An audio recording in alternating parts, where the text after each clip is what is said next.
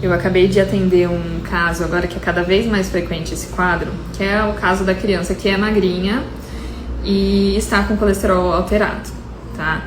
E aí o que essa mãe escuta dos familiares, das pessoas que convivem? Nossa, mas tá tão magrinho, ele come muito pouco, tem que dar mais comida, tem que dar comida com alto teor de carboidrato, né, de gorduras. E aí, de tanto ouvir essa fala, a mãe acabou introduzindo ultraprocessados de forma muito precoce na vida da criança e agora tá com colesterol alterado. E aí o meu recado não é nem em relação ao colesterol especificamente, mas gente, não é porque a criança é magra, eu falo magro, mas o IMC era normal, tá? Não é porque ele é magro que ele precisa, que ele pode comer tudo a quantidade que ele quiser, entendeu? Então se ele quiser fazer um pratão de arroz, a gente tem que dizer não. Tá? A gente precisa ensinar essa relação da criança com a comida. Isso é feito desde cedo, é aprendido.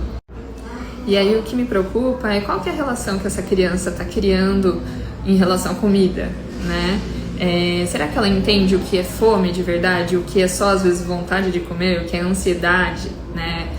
Não é porque a gente achou muito gostoso um alimento que a gente vai comer o alimento até acabar da dispensa. Então tudo isso, tem muita gente que não nasce com esse conhecimento, né? Precisa ser direcionado aí pela família.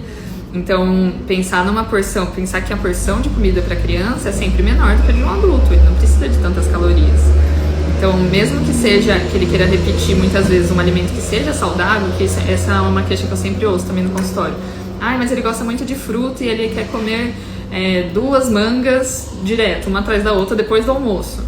Gente, não é fome. Uma criança pequena não tem fome para comer um almoço e depois comer 2 mangas. Então, mesmo sendo um alimento saudável, a gente precisa se limitar e colocar um limite ali de quantidade de comida. Porque o que me preocupa a longo prazo? Porque eu atendo muitas crianças com um quadro parecido com esse que eu citei, mas também atendo muitas crianças já mais velhas com obesidade, que retratam que a obesidade não começou desde bebezinho, começou depois dos 7 anos.